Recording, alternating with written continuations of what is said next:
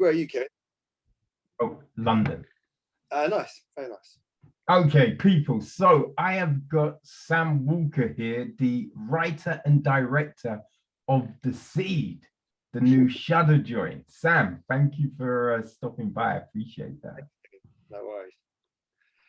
You know, what I thought was really interesting about The Seed was it seemed like this different take on an invasion film, as it were.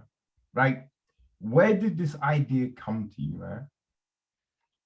Where did the idea come from?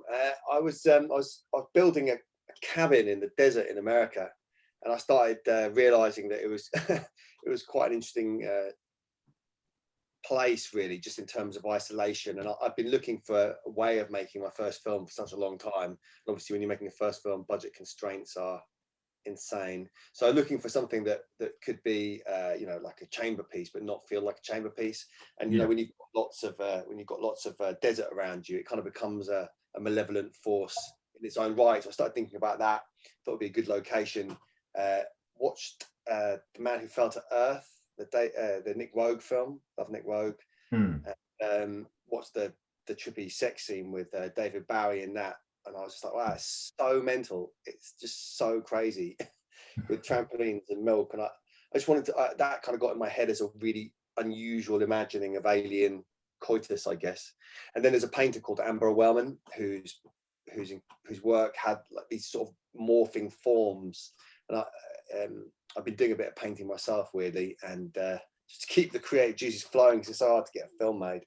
Yeah. And so yeah, Amber Wellman stuff. And I was like, wow, it's just these weird forms and like a cat watching. So I had this idea of so those sort of pieces kind of came together in my head. And at the same time, I guess like a lot of people in the world right now, we're getting increasingly concerned about social media and how it affects our brains, you know.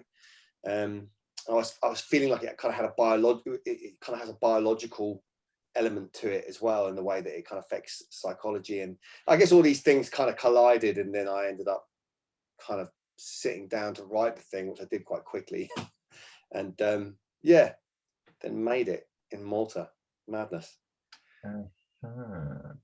And so once these ideas came to you, like, because like we don't really see any overt actions like from our thing, you know what I mean? So like a lot of the stuff, it isn't vocalized. Like, did you think to yourself, like, how did that come to be? Like, were you like, oh, let's do it like this? Or was it in the editing, the shooting, that you thought, no, it will work better, it'll be more powerful if we show these things in this way? You mean like the creature? Yeah. Yeah, the creature, I mean, again, it's like a budgetary thing. I mean, there's no money. We had no money. So it's like, how do you do a monster, but that you can't have it get up and walk about? And then at the same time, I guess in the back of my head, I was thinking about how when technology sort of, and social media and the internet and all these things kind of came into our lives, that they seemed quite benign and everyone was a bit disinterested in them. And also, I suppose the technologists in San Francisco were sort of the generation after the hippies, and they had kind of utopian visions for like the internet, like this free stream of information that would, you know, break the kind of control of media. So utopian ideals that have, you know, ended up becoming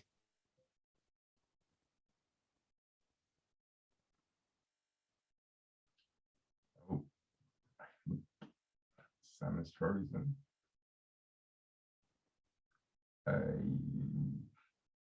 Hey, it was an interesting point. Sorry. No worries, no worries. Yeah, we got cut off a second there.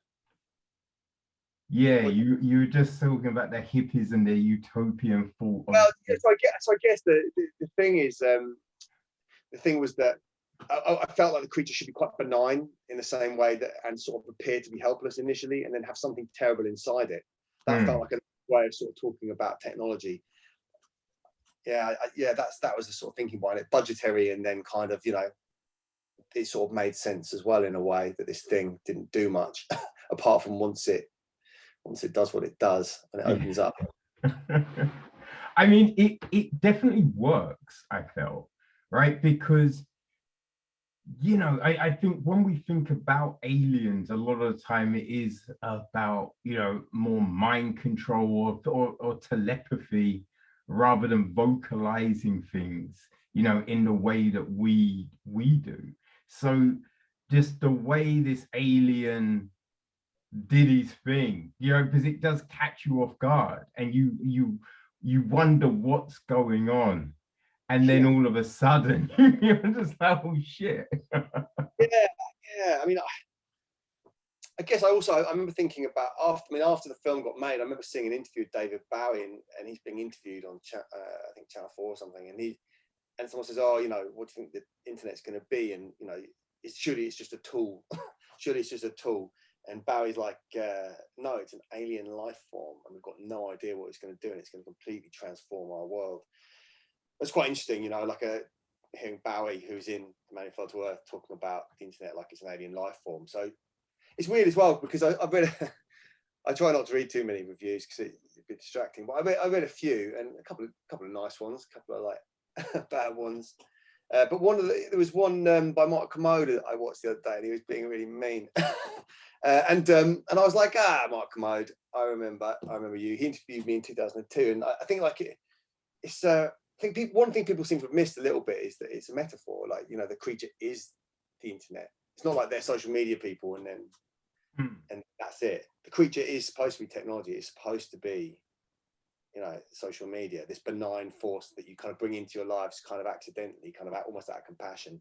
And it's got something terrible in it that wants to impregnate you and destroy you. That feels like a fairly decent metaphor for our current state of social media and technology, I guess.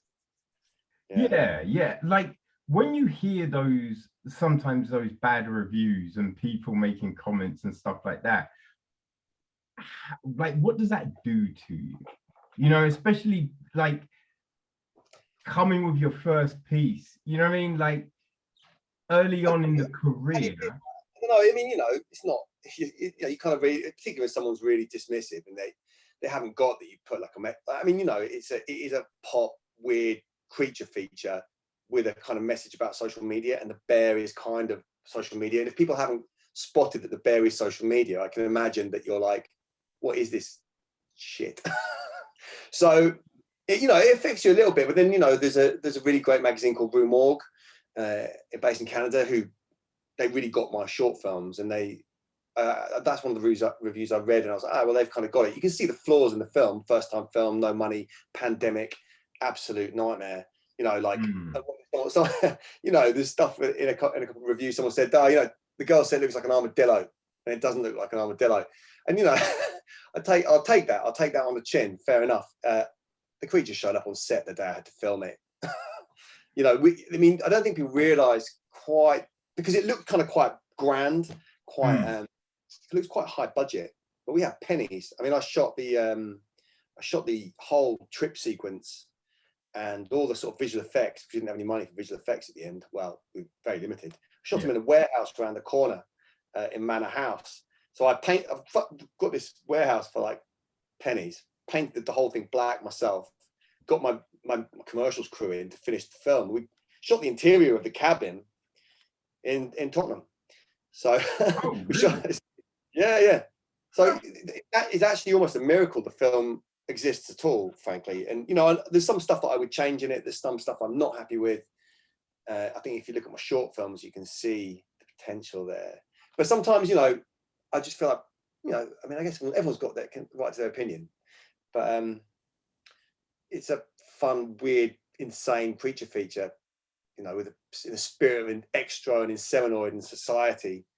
But it also, in the world, it feels like the world needs more insane, crazy, just out of the box films, because we're living in an out of the box world that is completely getting increasingly bizarre. So but the thing being, right, I thought that the film did a really good job of bringing this whole thing to life for you, because we see these, you know what I mean, because you had the two friends like Charlie and Heather, right? And Deirdre, she's in the group, but it's like Deirdre got on more with Heather and she didn't seem to really like Charlie. And so you have that kind of friends, not friends kind of vibe. And yeah, but it seemed that because Charlie had compassion, yeah. that was the thing that helped throughout, you know what I mean, without spoilers and whatnot. But it seemed that that was the thing, that like her more open mindset was the thing that kind of got her through, as it were. But I suppose also, and this is another thing, someone said that it was kind of predictable what happened and the characters were caricatures, but I mean, they're not.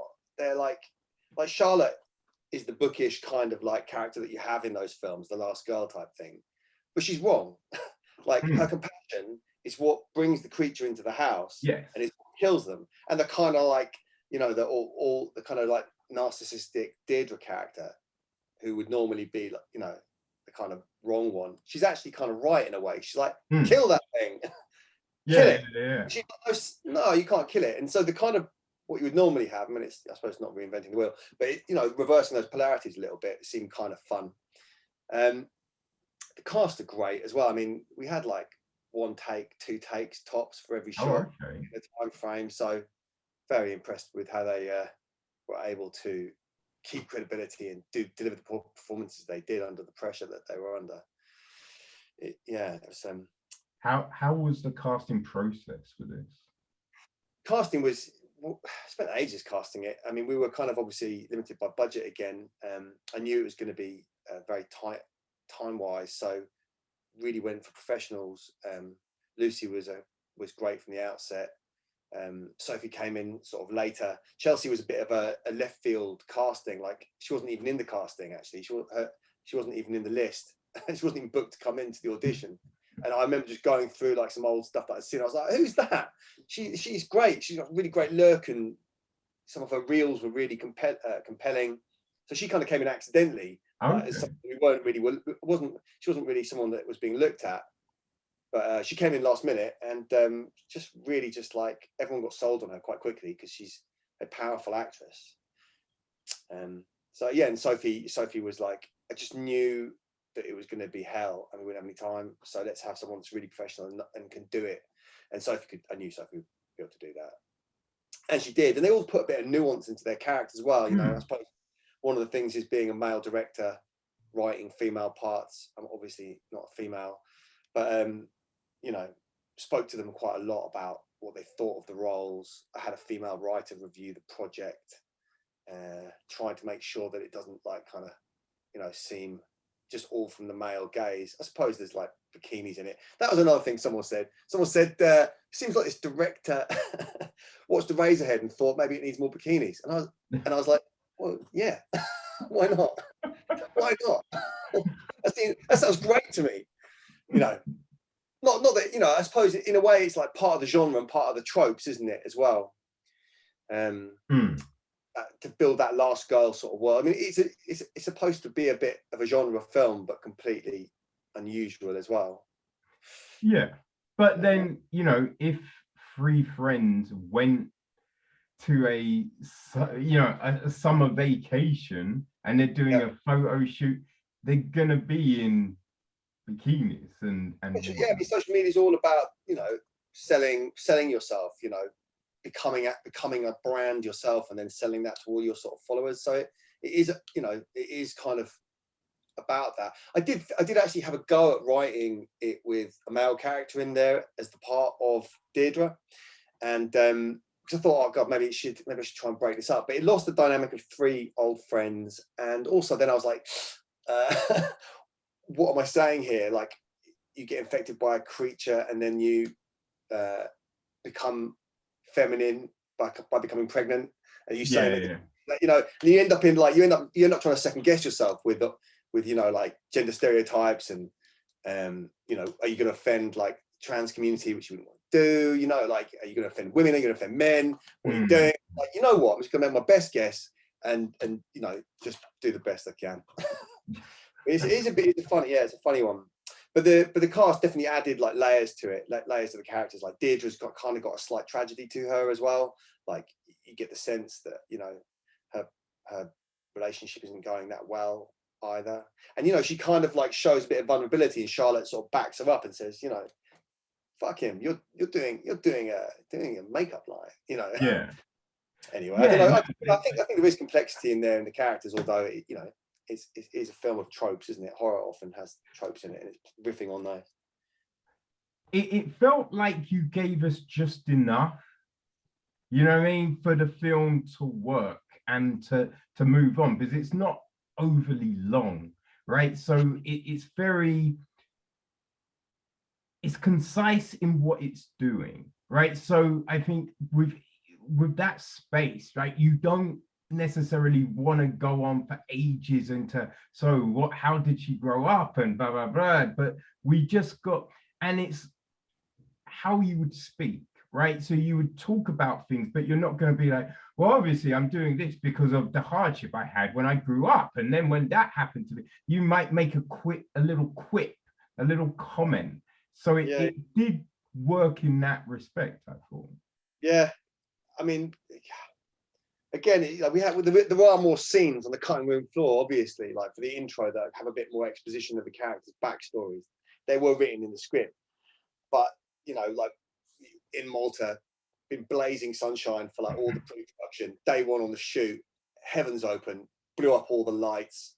You know, like we've got these lights outside, blew up all the lights, and you're like, oh god. So you know, on a really tight shooting schedule, you lose a day, and then you're like, you end up having to shoot these scenes so fast and like compress them and condense them, and you know, some of them aren't quite up to scratch, or you can't afford the visual effects for the creature. There's one, because in that location there's a beautiful downstairs swimming pool, indoor swimming pool, that we shot a scene in where they're giving the creature a little bath and talking, and you get a bit more sense. Couldn't afford the visual VFX to do it, so, and it didn't really, you know, it just didn't really work. I suppose one of the things about shooting in Malta as opposed to California, where, I mean, Malta's great, the crews are amazing, but it's very difficult to shoot a film about isolation in one of the most populated countries on earth. Like literally everywhere you look, there's like a house, there's like you know, there's like, we happen to be there in bird shooting season, so we're like shooting at the end of the garden. There's a guy in the garden next door with a double barrel just trying to knock off birds, and you're like, oh, what's going on? And we've got this operator that just come off June called Laszlo, really nice. He's like, I'm not shooting this if they're shooting. And like, I mean, it was pretty nuts, I've got to say. But what was the biggest challenge for you? Just enduring the 8 months of work with no, you know, it was just hard work. It's hard graft, really hard graft. You know, and then we got back from Malta, and I honestly, like, I suppose the last day was really tough. Like all the desert stuff at the end, that was supposed to be like 4 or 5 days.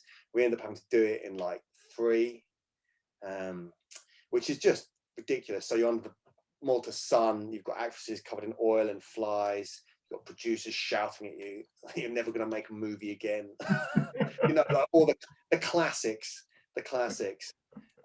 Career's over, and you just think, just get your head down and just keep going. So that was it, actually, the last push of shooting the film. That last day, the sun was setting off the edge, and I knew when the sun set, that was it, no more filming.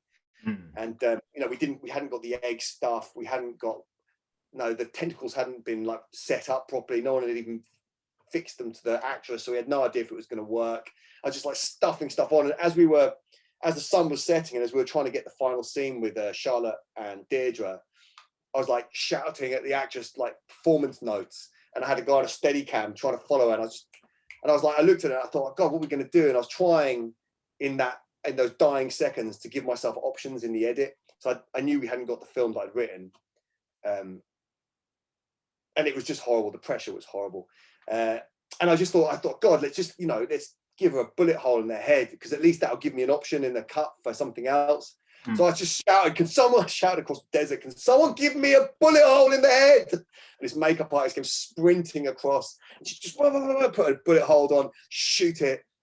It's like trying to get Chelsea to do more, like just like trying to get something that I could cobble together in the edit, because I knew it was going to be a nightmare. And then when they said, right, that's a wrap, I just stood there and I thought, I just want to shoot myself. I've never hated my life more than this. Like, it was literally 3 months with like 3 days off, just total abuse, exhaustion.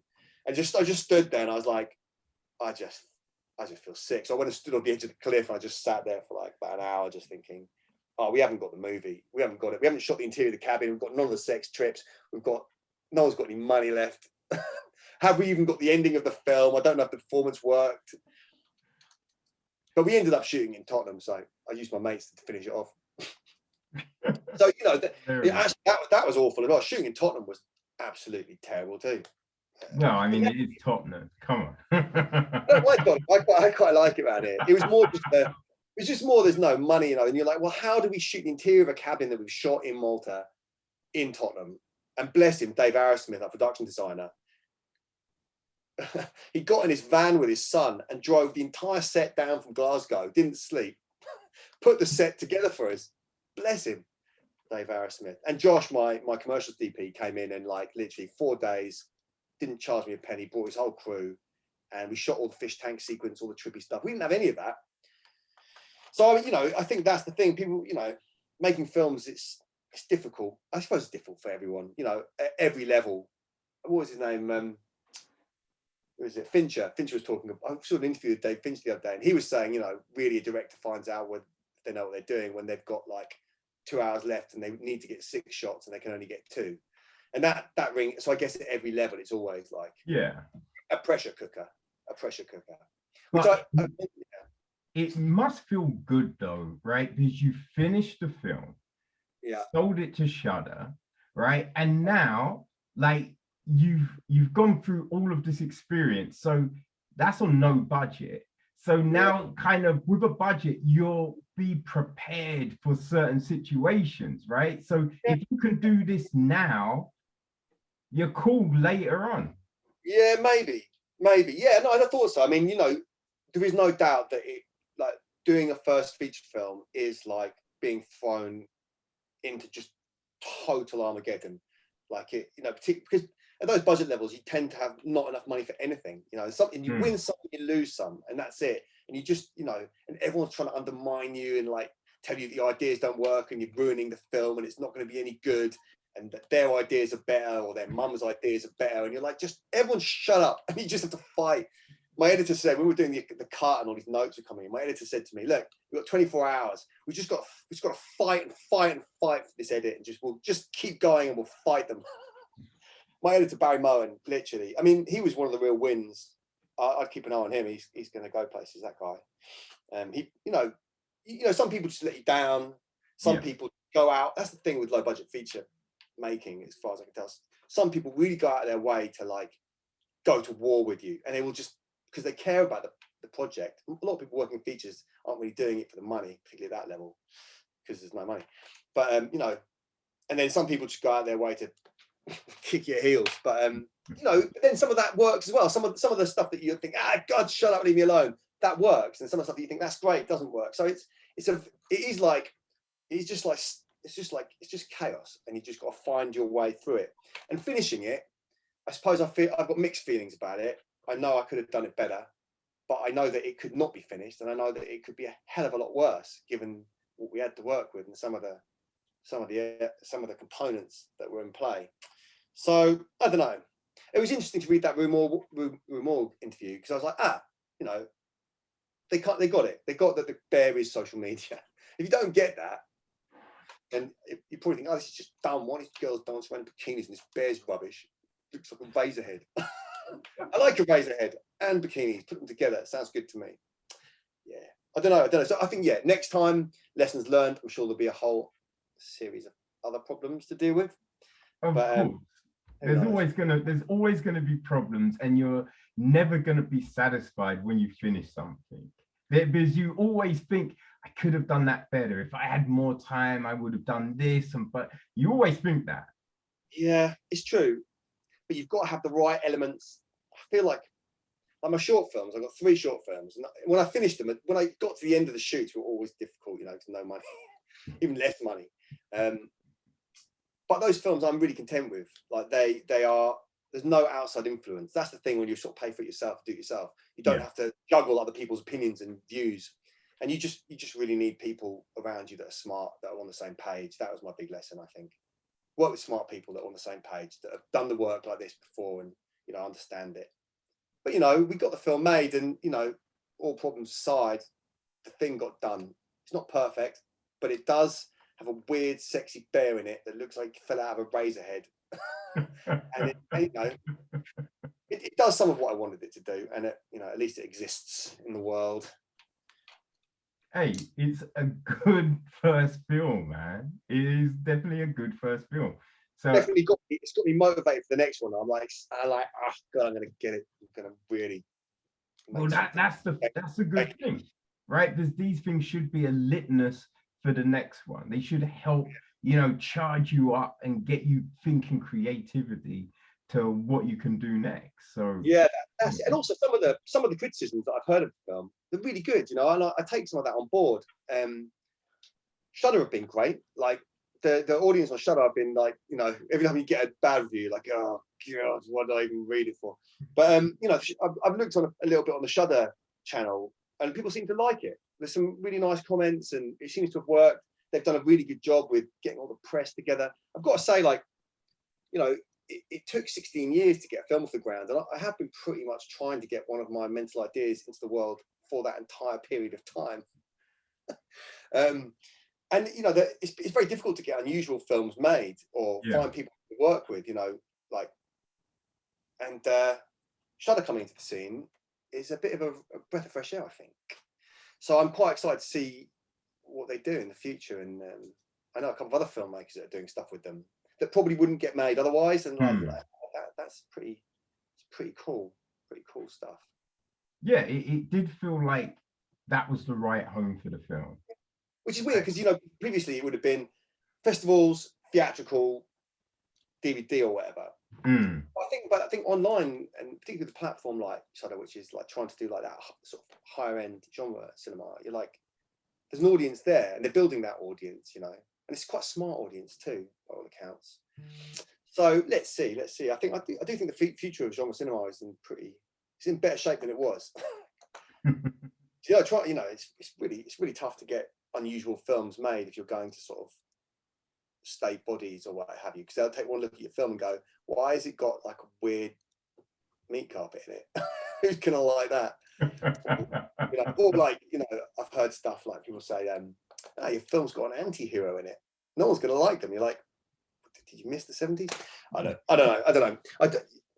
Yeah, I'm writing a film about nuns at the moment. I'm writing a film about nuns, and I've got a film about a man who gets turned into a dog. Hey, well, I can't wait to see those. You know what I mean? Because I think this is a good calling card, right? Yeah. I think it shows a lot of potential and you know what could come in the future. So yeah, I think that feels like a good read to me. Yeah. And how can people follow you, man, and keep track of what could be next? I've got, I mean, weirdly, because I made film about hating social media, I also have social media. But I don't know. It affects all of them. I've got an Instagram account. I think it's Arm and I Films, like Arm and I Films. There or yeah, I don't know how else. I try not to use Facebook anymore. It feels like the devil's work. But I don't know. I'll give you my address. Phone number. Well, those old phones. Call me up. Hey, how you doing? Your film shit. Get lost. Locked. I don't know. Oh man. Yeah. Hey Sam, I've got something else. I've got another interview, man. So I'm gonna have to go. But hey, I would have loved to talk to you more. But Sam, when you're ready for the next one, come by and we'll have a longer conversation, okay? Thanks for your time today. I appreciate it. Hey, no worries. Hey, and if you want casting for the next one, hit me up, son. Yeah.